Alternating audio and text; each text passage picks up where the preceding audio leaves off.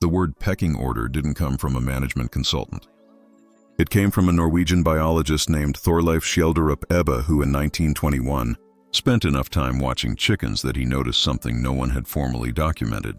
They operate a strict, rigid, ruthlessly enforced social hierarchy maintained entirely through physical intimidation. He published his findings. The term entered the language. It fit every human workplace so precisely that it's been in use for over a century. He wasn't wrong. A hen colony has one alpha at the top and everyone else arranged below in a precise descending order. The alpha eats first. She gets the best nesting spots. She moves through the flock and the others step aside. This isn't a social suggestion. It's enforced daily. Lower-ranking hens have been measured with cortisol levels up to 30% higher than the birds at the top. Not because they're occasionally bothered. Because the monitoring never stops. The hierarchy is reaffirmed constantly. And being at the bottom means every resource and every meal is technically someone else's before it's yours. If a lower-ranking hen finds food, she doesn't make the food call. She eats in complete silence. The food call would alert the alpha, who would arrive, displace her, and take it. So the subordinate processes the situation, adjusts, and says nothing. She's learned. The roosters have a version of this that's harder to catch. There's a display called tidbitting. A male finds food, performs a specific dance, makes a particular clucking sound to attract females. Subordinate roosters near a dominant male have figured out how to perform the entire sequence with the sound removed. Same footwork, same head movements, completely silent. A full performance with the volume stripped out, because making noise invites a response from the alpha that nobody lower in the order wants. There's a defense behavior in chickens that looks completely wrong until the biology explains it. Lay a chicken on its back, draw a line on the ground in front of its beak, and the animal stops. Completely. Eyes open, unfocused. Breathing continues. It won't move for several minutes. This is called tonic immobility. The nervous system triggers an involuntary shutdown and runs what amounts to a biological play-dead program. The chicken didn't choose to do it. It can't choose to stop. The system just executes the only response available when every other option feels closed. The egg production schedule is its own category of strange. A high-yield laying hen uses 10% of her skeleton's total calcium every single day to manufacture one eggshell. The body draws from specialized medullary bone tissue, extracts the mineral, deposits it into the shell, rebuilds the bone overnight, and repeats the process the next morning without pause. The production quota doesn't change because the structural cost is high. The structure adjusts instead. And then there's the evolutionary footnote that tends to stop people. Researchers analyzing collagen proteins extracted from fossilized remains confirmed that the domestic chicken is among the closest living relatives of Tyrannosaurus rex. Same lineage. The bird in the yard is a direct evolutionary descendant of the largest land predator in the history of this planet. It also has color vision extending into ultraviolet range, humans don't, recognizes and retains memory of over 100 individual faces, and experiences REM sleep, which means it dreams. The most familiar bird on Earth, closest living relative of T-Rex, half its workforce running on chronic stress hormones, dissolving its own skeleton daily to meet output targets. Nobody in the office ever looks like their resume. Queen bee. A honeybee colony runs around 50,000 workers and one queen. Every worker is female. None of them can reproduce. Not because of their biology at birth, because the queen is actively preventing it, chemically, in real time. She produces a compound called queen mandibular pheromone. It moves through the hive constantly, transferred from worker to worker through contact and grooming. One of its documented effects is the suppression of the worker's reproductive development. Ovaries don't mature. The entire workforce stays reproductively inactive for the duration of the queen's tenure, and the workers spread the compound themselves without any awareness of what it does to them. Before a new queen even hatches, there's a competition happening inside sealed wax cells.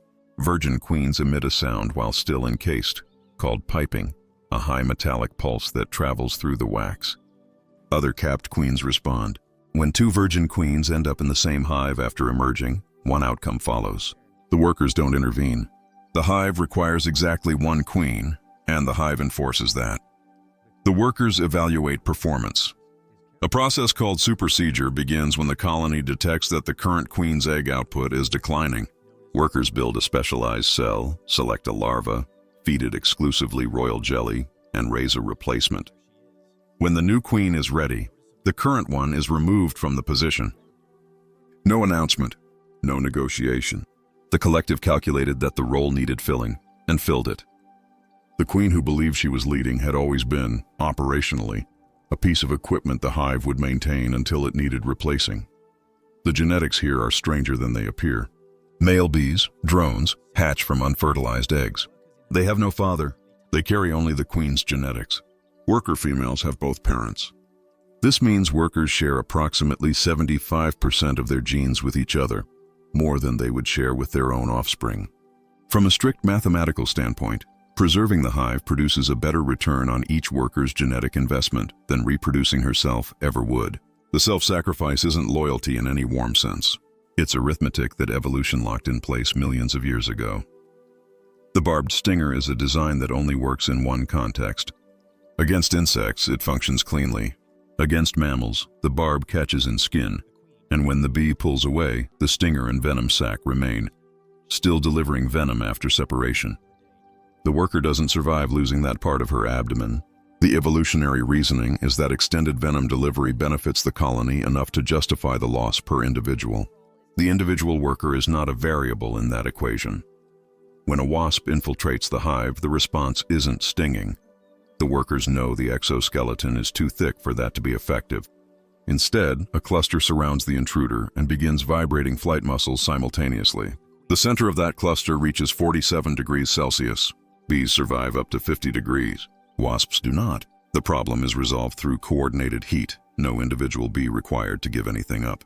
No panic, no chaos, just temperature, held precisely until the situation is no longer a situation. 1 kilogram of honey requires approximately 4 million flower visits. That number has been measured. It isn't a rough estimate. Lion. The lion has never lived in a jungle. King of the jungle has persisted for centuries, despite lions being animals of open savannas and grassland plains, where they depend on sightlines, open terrain, and coordinated group movement that dense forest cover would make impossible. In actual jungle conditions, a lion would be outmaneuvered, underfed, and invisible to the prey it needs to catch. The title is wrong, has always been wrong.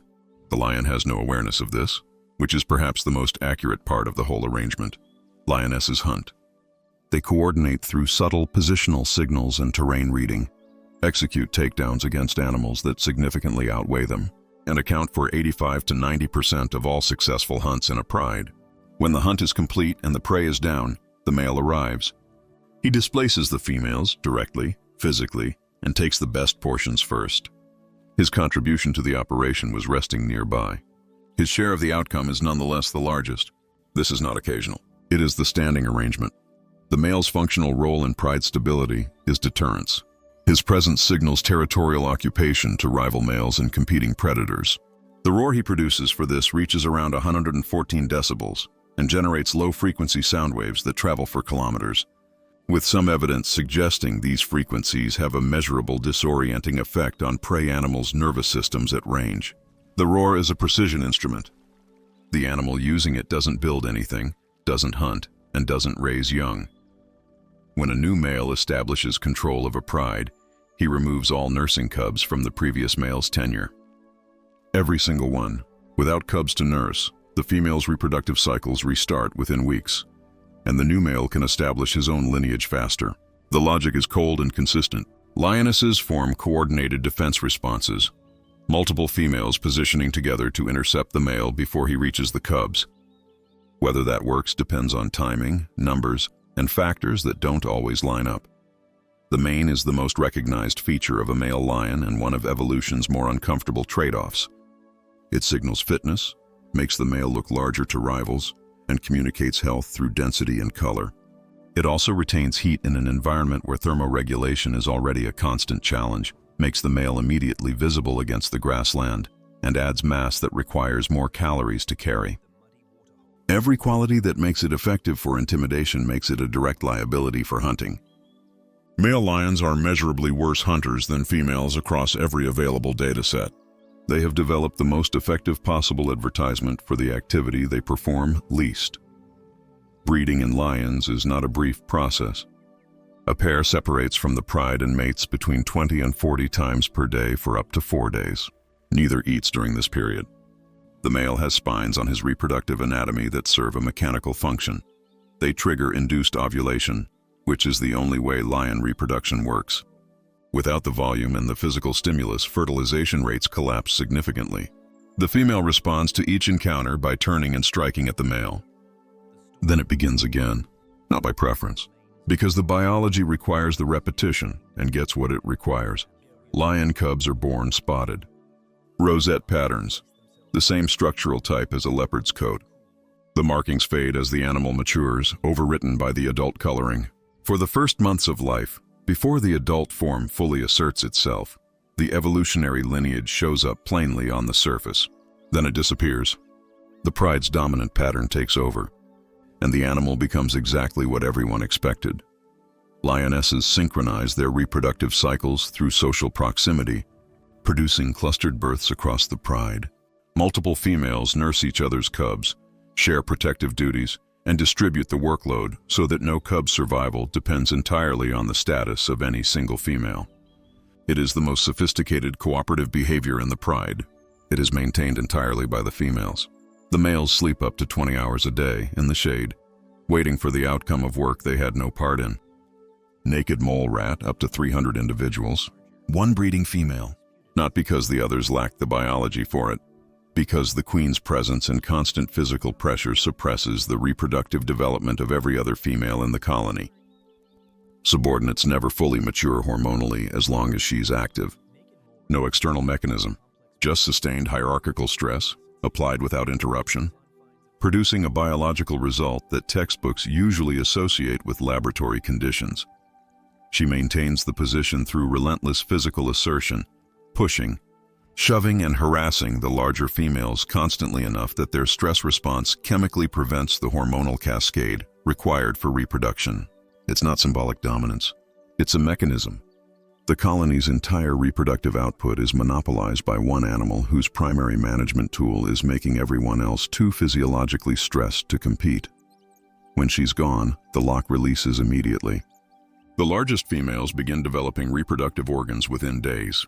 Hormone levels shift measurably in the first week. Then the competition for the vacant position begins. Researchers describe it as direct, extended, and unambiguous. The winner establishes herself. Development in the others halts again. The ceiling resets. Naked mole rats manage thermoregulation about as well as a lizard, which is to say they don't. So the colony sleeps in a single pile every night to share body heat. They can survive up to 18 minutes without oxygen by shifting cellular metabolism to fructose, a fuel pathway that doesn't require oxygen, the same mechanism plants use. No other mammal does this. They also show almost no measurable cancer rates across a lifespan that reaches 30 years, roughly 15 times what a standard rat lives. Their cells produce a dense form of hyaluronic acid that physically prevents tumor formation between cells before it can start. Their front teeth grow outside their lips. This allows them to excavate without swallowing soil, since the mouth seals behind the teeth while they work. They feel no pain in their skin when exposed to acid or capsaicin. The sensory pathway for that simply didn't develop, because underground tunnels provided no evolutionary pressure to need it. The queen lives 3 decades. The subordinates work, tunnel, and raise her offspring without ever producing any of their own. That's not a metaphor, that's the job description. Clownfish. If the biology of clownfish had been common knowledge when Pixar was developing Finding Nemo, the film would have looked significantly different. When Nemo's mother is gone at the beginning of the movie, the biologically accurate next event is Marlin undergoing a hormonal transition, absorbing his own reproductive organs, developing ovaries over the course of several weeks, and becoming Nemo's mother. Then Nemo, as the largest remaining male, would become the new breeding partner. That's how clownfish actually work. Every clownfish is born with the capacity to become either sex. The hierarchy determines the role. The largest individual in the group is the breeding female. The second largest is the breeding male. Everyone else doesn't reproduce. If the female is gone, the male transitions, physically, hormonally, completely, into a functional female within weeks. The next largest fish moves into the male position. The order resets. No vacancy goes unfilled. The female maintains her position partly through size and partly through controlling how much everyone else eats. Any fish that grows too large gets expelled from the anemone. Outside the anemone, a clownfish without protection doesn't last. They're genuinely poor swimmers, slow and visible in open water, fully dependent on one specific location to survive. The anemone is not a comfortable arrangement. It's the only viable one. The male does the same thing one level down. He limits the food access of the smaller fish, keeping them undersized. A fish that starts approaching his size is a candidate for his position, which isn't an outcome he's inclined to allow. Growth throughout the entire colony is calibrated to preserve the existing rank, not to develop individual potential. Getting access to the anemone at all requires an extended introduction process, gradually pressing the body against the tentacles over hours, allowing the anemone's mucus to coat the skin until the stinging mechanism stops registering the fish as a target. There's no shortcut. Skip the process, and the anemone responds to a clownfish the same way it responds to anything else that touches its tentacles. The male fans the eggs continuously with his pectoral fins for days at a stretch. The eggs require constant water movement to develop. He doesn't stop. Not because he was asked, because if he stops, the batch doesn't make it, and his position in the hierarchy is only as good as his output. Clownfish communicate through a grinding, clicking sound produced by snapping the bones of their jaw together. The specific patterns indicate submission, territory, and rank. Trapped in one location, unable to grow, communicating exclusively through jaw grinding. There's a lot that sound could be expressing. Meerkat. The image of the meerkat standing upright on a rock, scanning the horizon while the rest of the group forages safely below, is one of the most repeated examples of selfless animal behavior in nature documentaries. The lone sentinel, always watching, always at risk so the others can eat in peace. Research found something more specific. The sentinel is almost always the individual who most recently finished eating. After a full meal, they move to the elevated position, which also happens to be closest to the burrow entrance, while the rest of the group is still searching for food. The sentry post isn't the most exposed spot in the formation. It's the safest one with the clearest exit, and the well-fed bird arrived there first. The group is led by a dominant female. In a mob that can reach 50 individuals, up to 80% of surviving pups belong exclusively to the alpha pair. Any subordinate female that becomes pregnant faces two possible outcomes: expulsion from the group or the loss of her pups shortly after they arrive. If the pups don't survive, the female's milk production continues anyway. The alpha female then assigns her as a wet nurse for the alpha's own offspring. The subordinate female loses her litter and immediately enters service caring for a replacement litter that isn't hers. The group maintains vocal recognition of every individual member. Each call is distinct, and the group understands spatial logic precisely enough to detect when something doesn't add up. Researchers played a recording of Meerkat A from one speaker, then immediately played Meerkat A's call from a second speaker 50 meters away, a physically impossible sequence. The group reacted with visible alarm. The call came from the right place, then from the wrong place, and they knew it. Adults train pups on scorpions through a structured escalation. First, a scorpion with the stinger fully removed. As the pup develops handling skill, the stinger is partially intact. Eventually fully intact. The pup either learns the correct technique or doesn't advance. The curriculum scales with demonstrated competence. No fat reserves worth mentioning. Caloric margin of roughly 1 day before the deficit becomes critical. A power structure built on monopoly and forced labor. Running entirely on insects and direct sunlight in the Kalahari. It continues to work somehow every day. Acorn woodpecker, one tree, up to 50,000 holes. Each one drilled to a specific diameter to fit exactly one acorn. As acorns dry out and shrink over time, the woodpecker relocates them one by one into progressively smaller holes. The inventory is managed continuously, updated in real time, without any external record-keeping system. Everything they know about the granary is stored in the birds and revised daily. The group running this operation, called a commune, usually between 2 and 15 birds, shares one granary tree and one nesting territory. The cooperation ends when reproduction starts. Multiple females lay eggs in the same nest cavity. When the first female lays before the others are ready, her nesting partners remove the egg and drop it outside the cavity. This continues until all females are simultaneously prepared to lay. Somewhere between a quarter and a third of all eggs produced in a season are removed by other members of the same group before they ever have a chance to develop. The sabotage isn't external. It's colleagues systematically eliminating each other's output until everyone agrees to begin at the same time. When a high-ranking bird in a neighboring territory disappears, acorn woodpeckers from surrounding groups abandon what they're doing and converge. The territorial competitions that follow last for days, involve rotating challengers, and attract birds that had no prior claim to the vacancy. The granary tree, once established over years of work, is worth traveling for and worth competing over at length. The reproductive genetics of the commune don't produce clean family units. Multiple males mate with multiple females across seasons, and DNA testing of the offspring has consistently revealed that the adults in a commune are simultaneously raising birds that are their children, their half-siblings, and their cousins. What family means in this structure is a question that keeps getting more complicated as the analysis improves. The hyoid bone, which in most vertebrates sits beneath the skull, supporting the tongue, wraps entirely around the woodpecker's skull instead. It functions as a suspension system, absorbing impact force before it reaches the brain. Beak strikes at 24 kilometers per hour, repeated thousands of times each day, across a full lifetime. And the brain doesn't accumulate damage because a single bone went somewhere. Bones don't normally go. Egg removal resumes next season. The granary grows by a few hundred holes. The tournament reconvenes when the next position opens up. Spotted hyena. The reputation exists because the behavior is easy to misread. Hyenas near a lion's fresh catch, circling, waiting, moving in when there's an opening.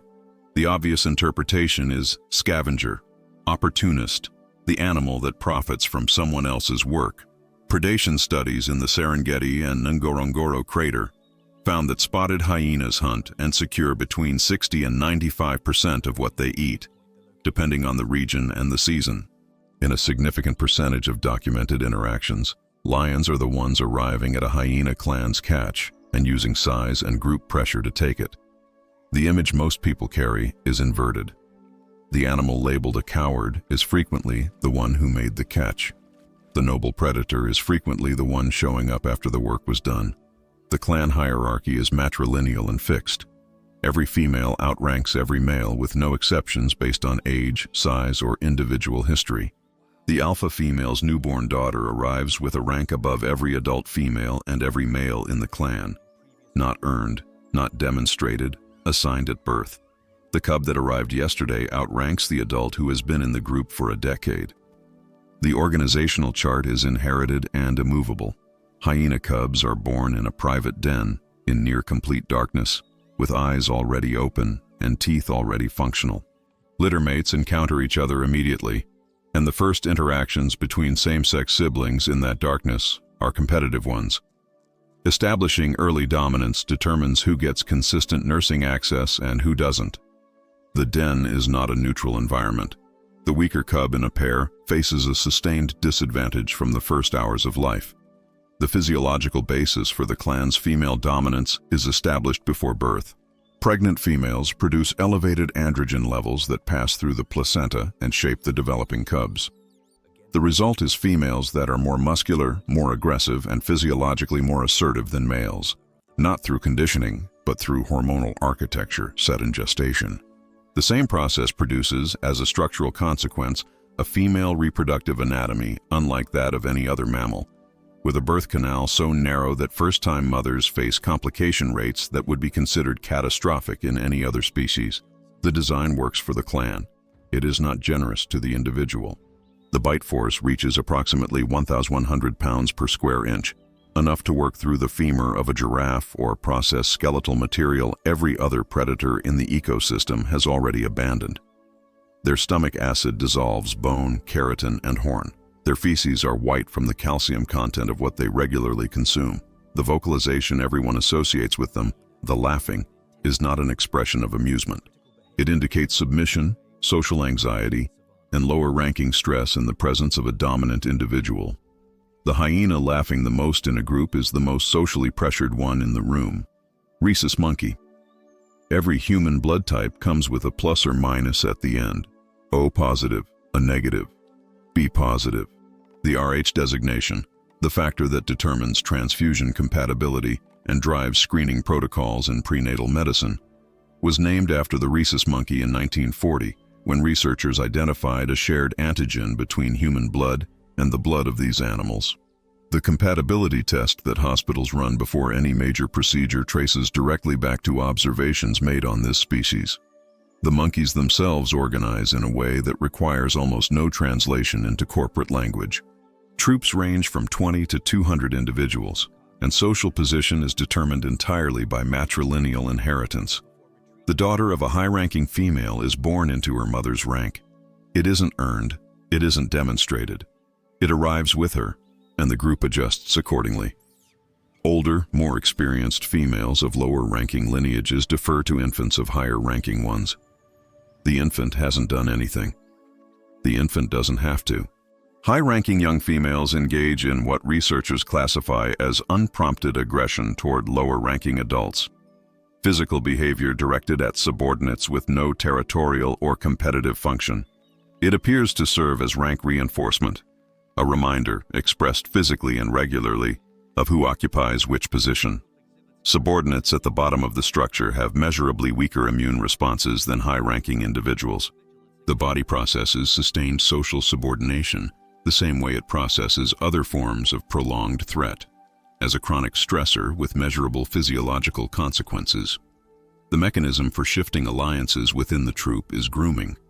A female who wants to build a coalition or redirect group dynamics begins investing time, picking through the fur of potential allies, removing parasites, providing a tangible physical service.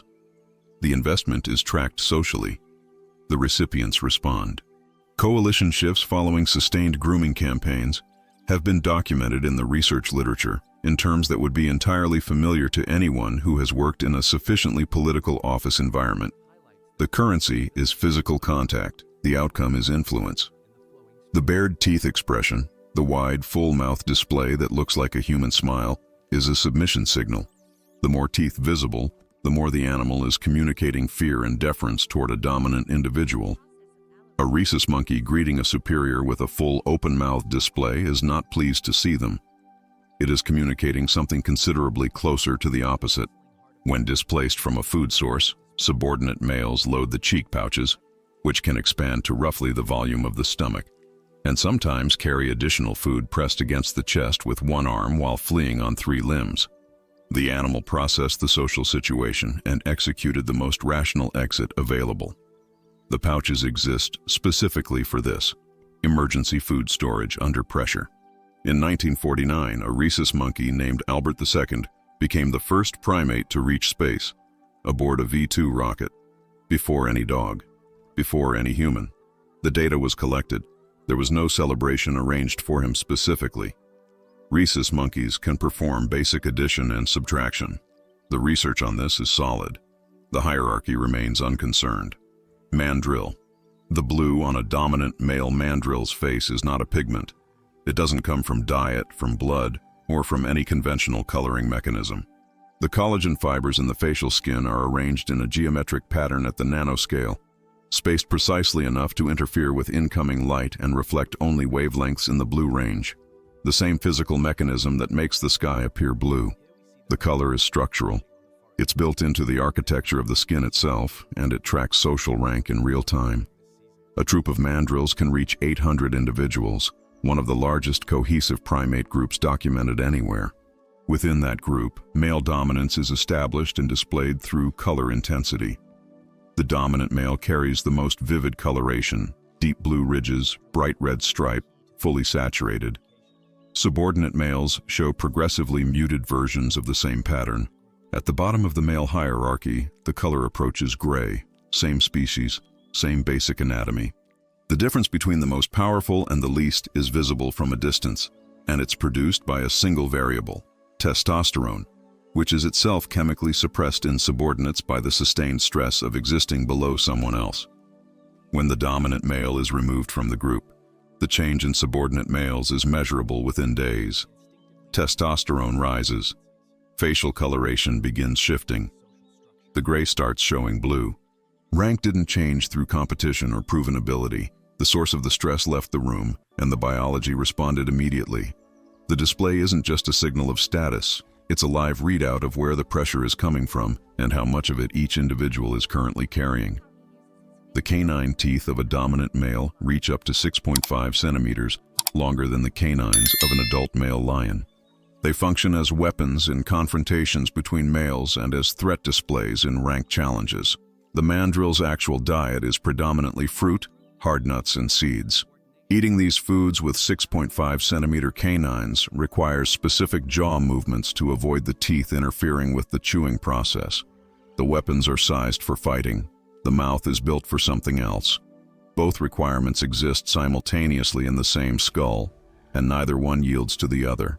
The character Rafiki in The Lion King is described throughout the film as a baboon. He has the facial structure, the coloring, and the physical presentation of a mandrill.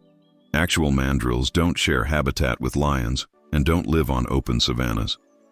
They're animals of dense equatorial rainforest, where their coloration serves as a visibility signal through low-light canopy conditions. The film's setting is wrong. The design is accurate. As evening approaches, the 800-member troop goes quiet and dissolves. Each individual selects a separate tree, climbs to the canopy, and spends the night alone to reduce exposure to nocturnal predators. In the morning, the group reassembles from dispersed positions across the forest through a sequence of low-contact calls. Hundreds of individuals, sleeping separately, reconstituting into a coordinated group at dawn using sound. The dominant male is the most visible individual in the troop during the day, a beacon of color moving through the trees, clearly readable from a distance. He moves at the front. The actual route decisions, which direction, which food source, when the group stops and when it moves, are made by the older females, who have been navigating the territory longer than most of the males have been alive. The male out front is the one everyone can see. The females are the ones who know where they're going. African wild dog. Lions, the standard benchmark for large predator efficiency, complete roughly 30% of their hunts under good conditions. African wild dogs complete around 80%. That gap isn't explained by physical superiority. Wild dogs average between 25 and 30 kilograms, significantly smaller than lions, leopards, or hyenas. They don't have the ambush capability of a cat or the raw, crushing force of a hyena. What they have is cardiovascular architecture optimized for sustained endurance running, a hunting method that doesn't rely on speed or surprise, and a coordination system that operates at a level most predators don't approach. The hunt works like this. The pack identifies a target animal and begins running. Not a sprint, a sustained pursuit at around 50 kilometers per hour, maintained across distances of several kilometers. The prey runs too. The difference is that the prey's muscles accumulate lactic acid under that output. Its core temperature climbs, and eventually the body begins to shut itself down from exertion before the pack does.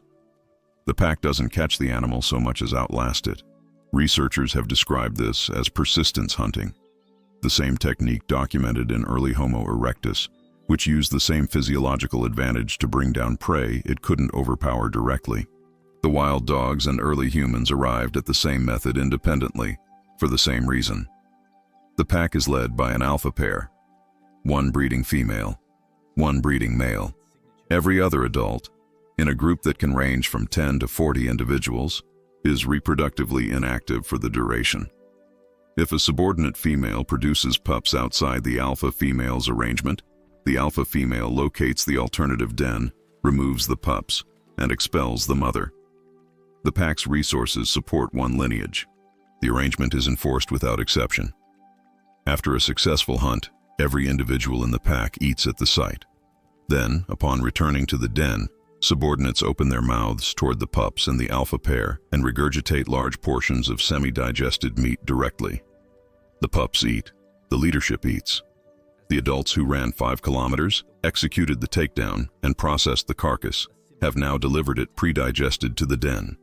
Nobody negotiated this division. It's simply how the pack operates.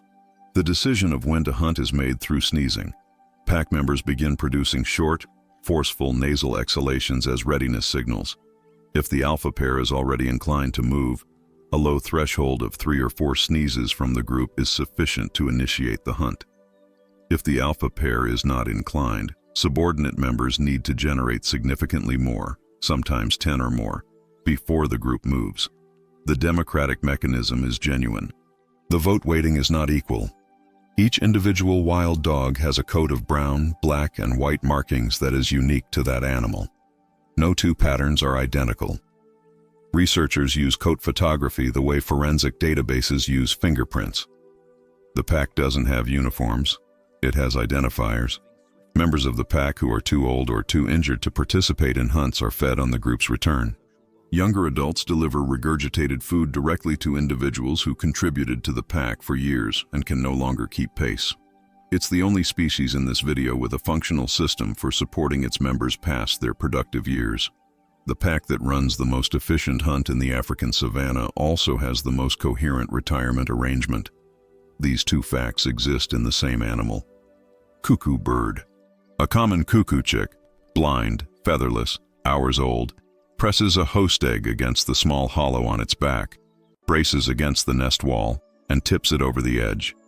The chick has never seen a nest before. It has never been shown this behavior by any adult. The egg drops before the host parents return. Then the chick repositions, finds the next egg, and repeats the process until the nest contains only itself. The common cuckoo is what biologists call an obligate brood parasite. It cannot reproduce without using another species as an unwilling surrogate. It has documented relationships with over 100 host species. The female selects a nest, monitors the host's schedule, times her arrival for a moment of absence, and lays her egg in under 10 seconds. Standard bird egg laying takes minutes to hours. The cuckoo's anatomy evolved specifically around the speed of a raid, not the biology of a nesting bird. Each female belongs to a genetic lineage called a genes, and each genes specializes in a particular host species. The eggs produced by females in that lineage have evolved to match the color, pattern, and markings of the host's eggs with precision that in some documented cases is accurate enough that researchers examining them in laboratory conditions have needed measurement tools to identify the difference.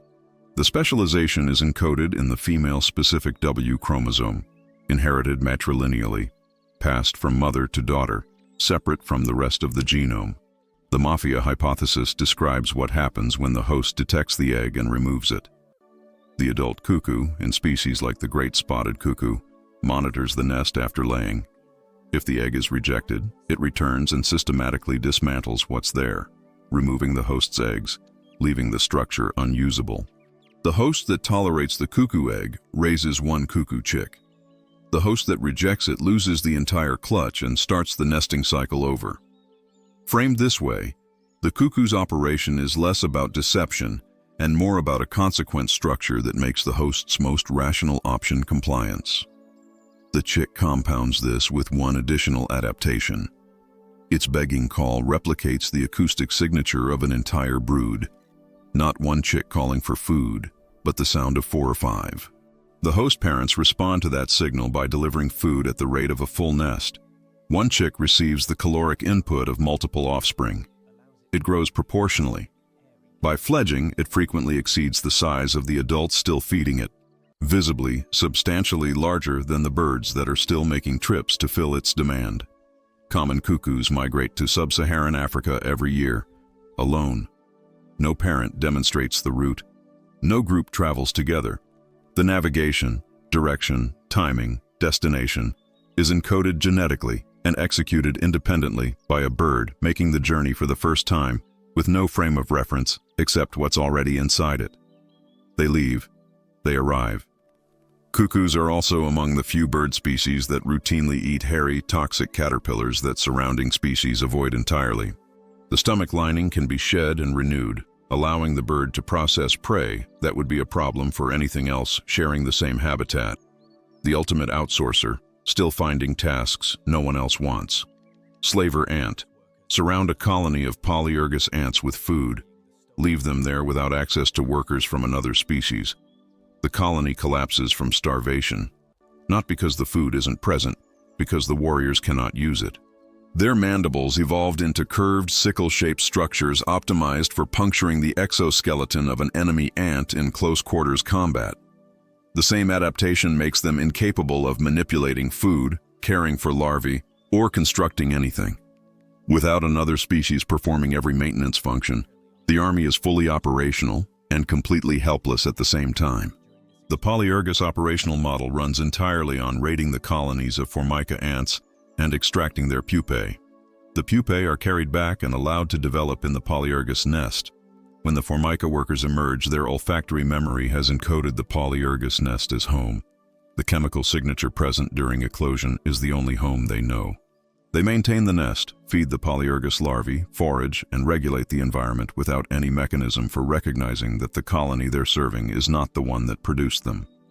The founding of a new Polyergus colony requires a precise sequence. A newly mated queen locates an established Formica nest. She enters, finds the Formica queen, and removes her from the position directly. She then spends time in sustained contact with the eliminated queen's body, acquiring the resident colony's pheromone profile through cuticular transfer. When she moves through the nest afterward, the Formica workers detect what they register as their queen's chemical signature and accept her. She begins laying. The workers that raise her offspring have no reference point for what changed in the colony. The replacement is raised without question. The raid itself is a coordinated column operation. The Polyergus army advances on the target Formica nest and releases a compound, diesel acetate, that functions as a chemical disorienting agent on contact with the nest. Formica workers scatter. In the resulting disorder, Polyergus soldiers enter, locate the pupal chambers, and extract the next generation of the workforce. The column returns. The cycle restarts in weeks. Some Formica colonies develop what researchers have documented as quiet internal resistance.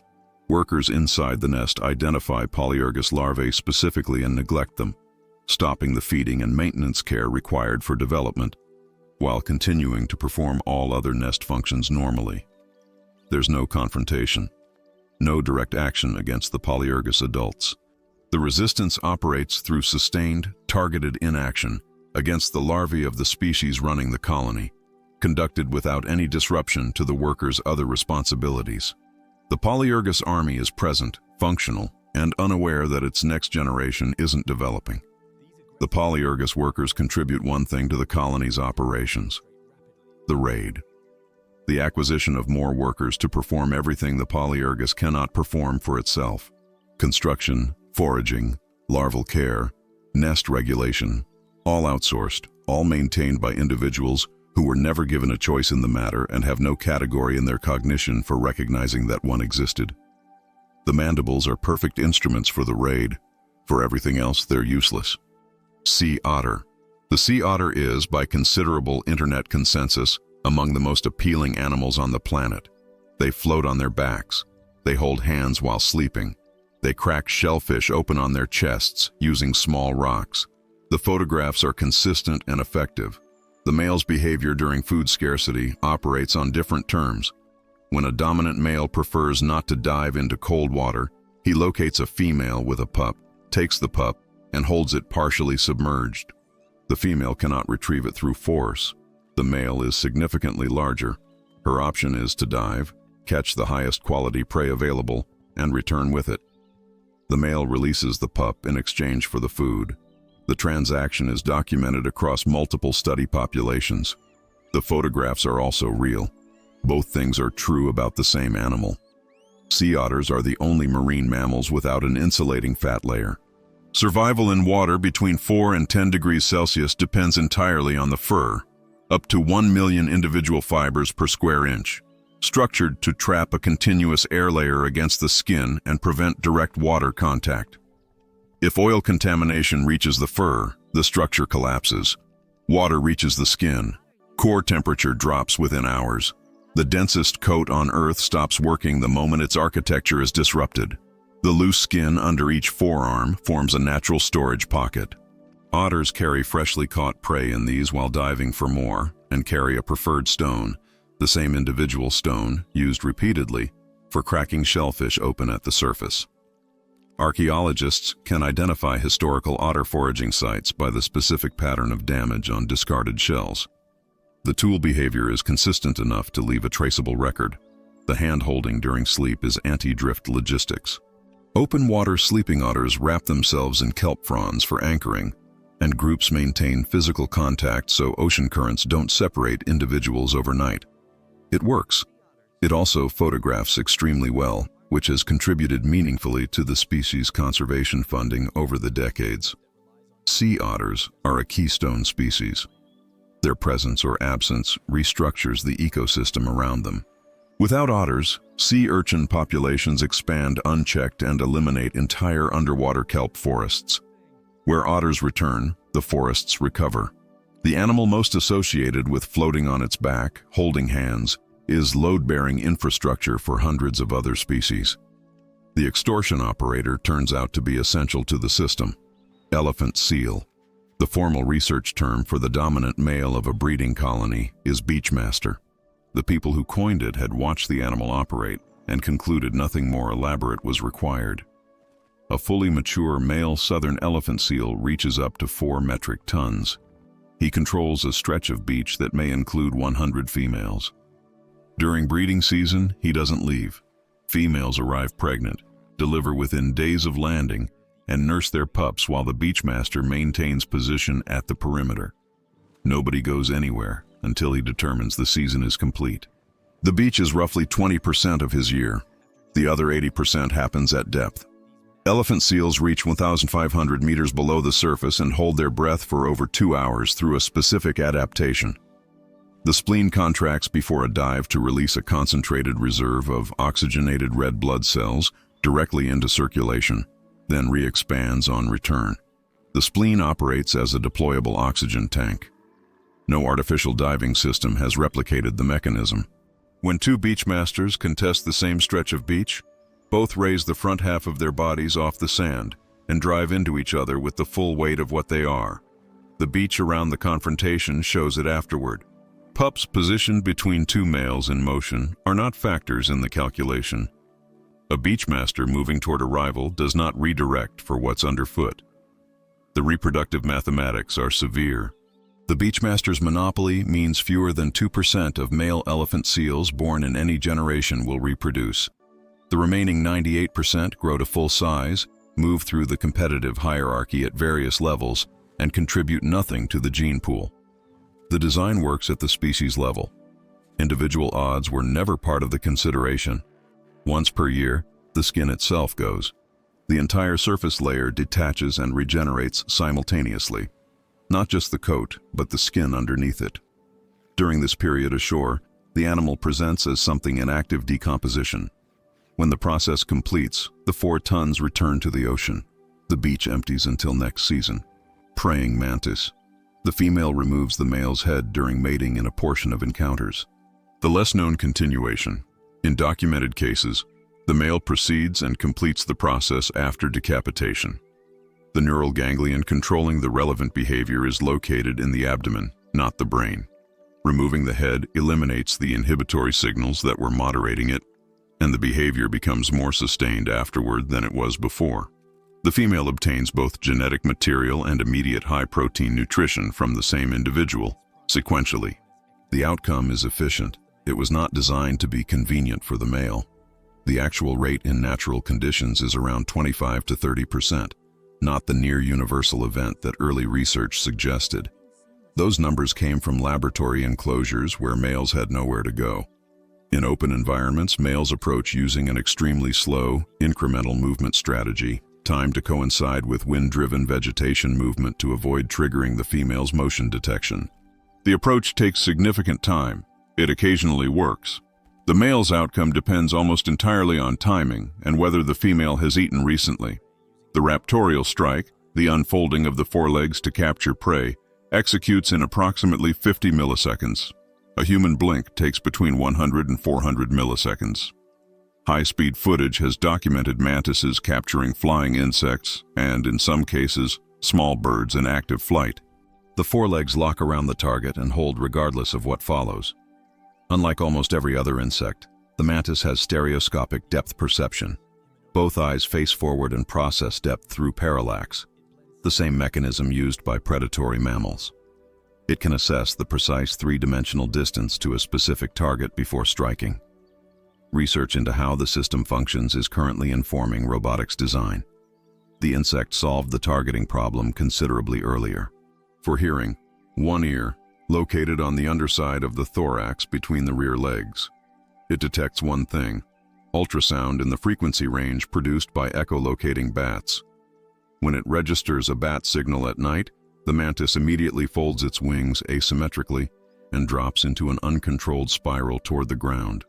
A falling, erratic object is harder for sonar to track than a steady one. The behavior is not voluntary. The system just runs. One ear, one frequency, one response. It handles that one thing with precision and nothing else at all. Adelie penguin. Nobody enters the water first. The group assembles at the ice edge, looks down, and tightens. Leopard seals and orcas patrol below. The penguins are aware of this, which is exactly why no one moves.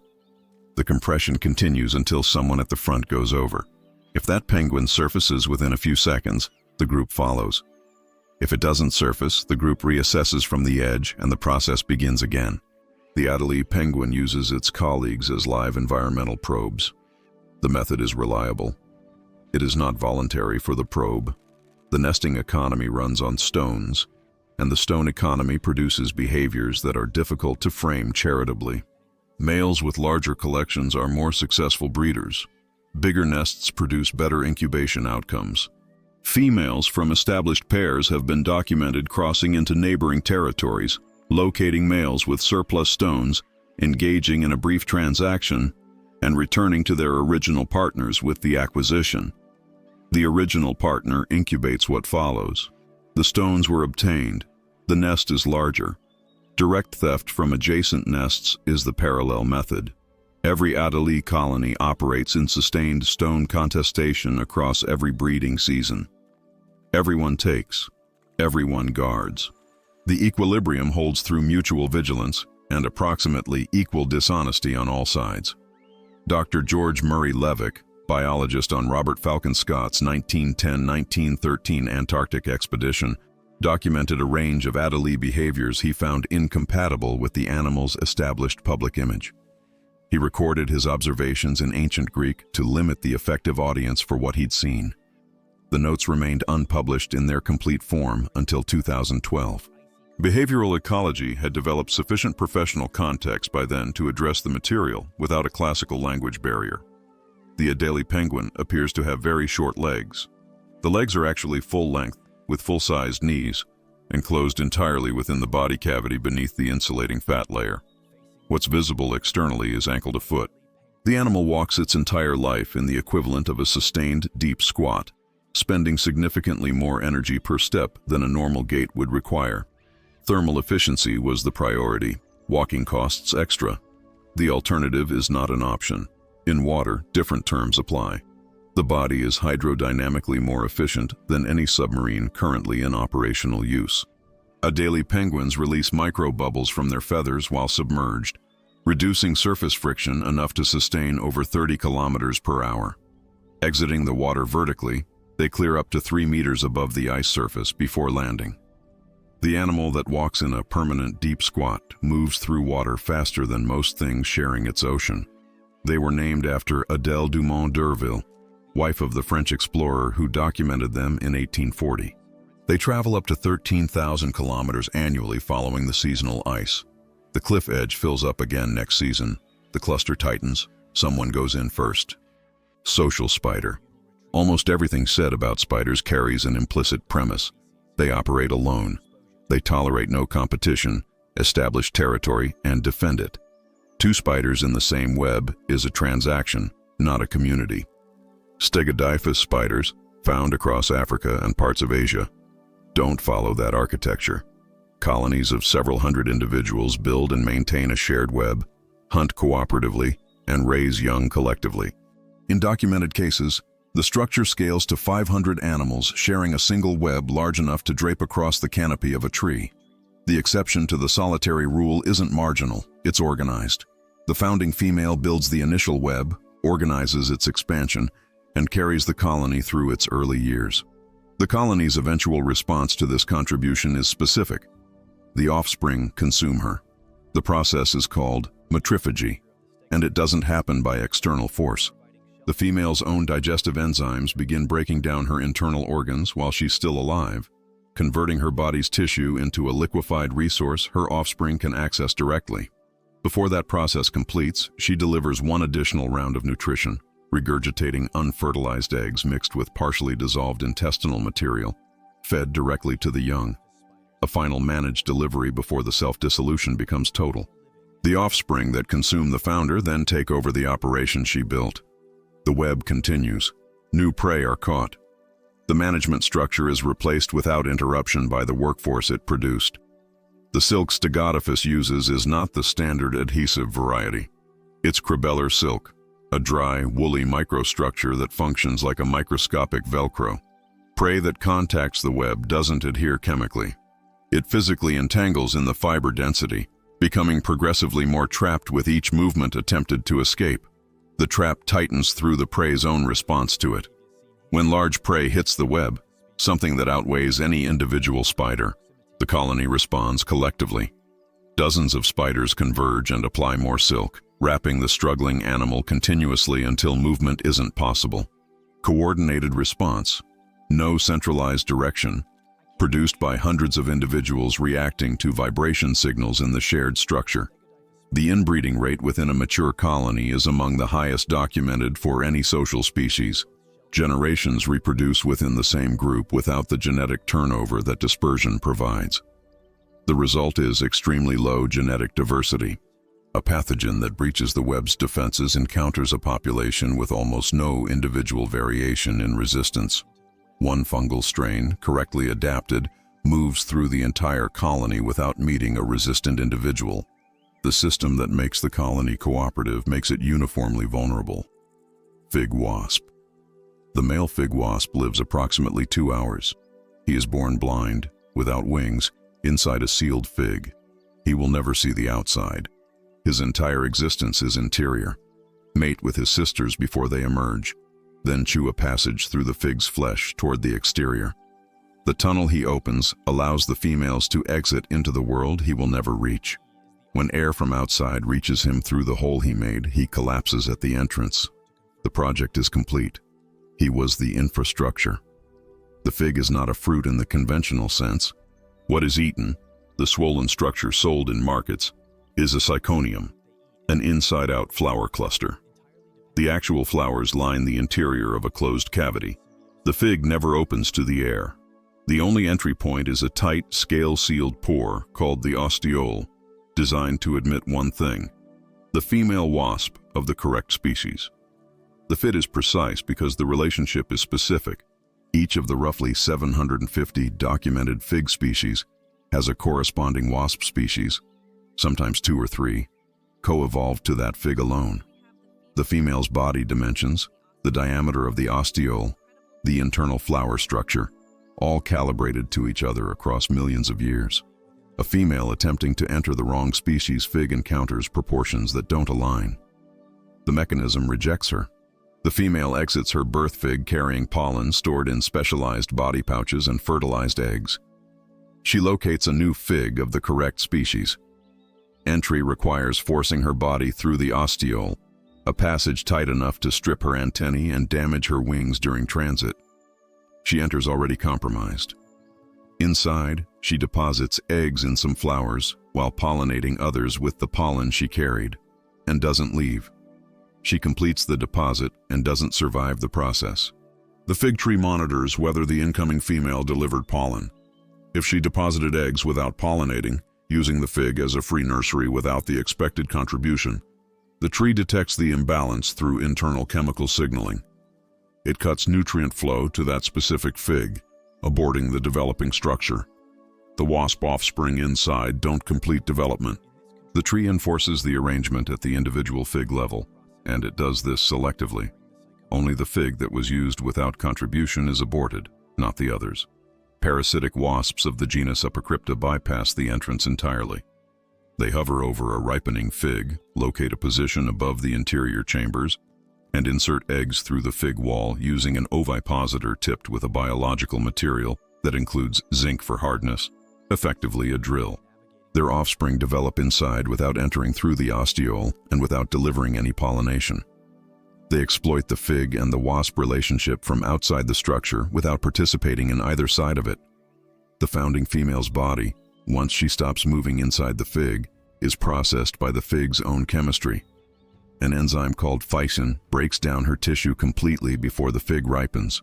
By the time the fig is consumed, she has been fully absorbed into the plant's structure. She is not in the fig. She is part of it. Cowbird. The cuckoo lays its egg and leaves the continent. The cowbird lays its egg and watches from the tree above. The female cowbird spends days observing a host nest from concealed positions, tracking the host's schedule, identifying the laying window, mapping the approach.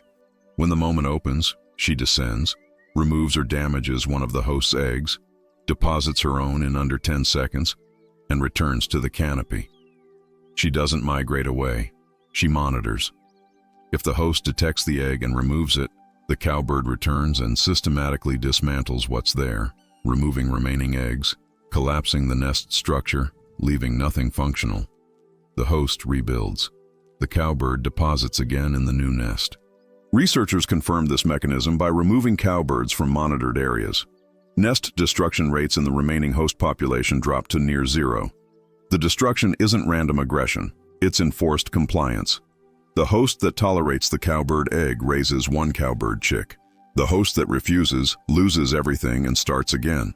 The chick that hatches doesn't need to eject the host's own eggs. It uses a different mechanism. It grows faster, demands more, and produces a begging call that signals the urgency of an entire brood simultaneously. The acoustic signature of multiple chicks, produced by one. The host parents respond to that signal by foraging at the rate of a full nest.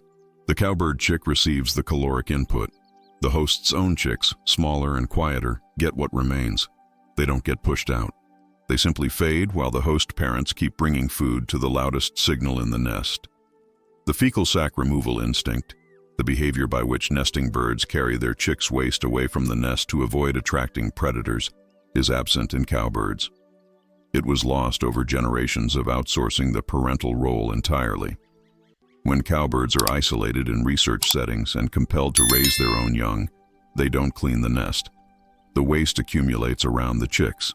Researchers documented this, not as individual negligence, but as the confirmed absence of a behavior that the species' reproductive strategy made unnecessary across enough generations to erase it from the behavioral repertoire. The outsourcing removed the skill from the genome.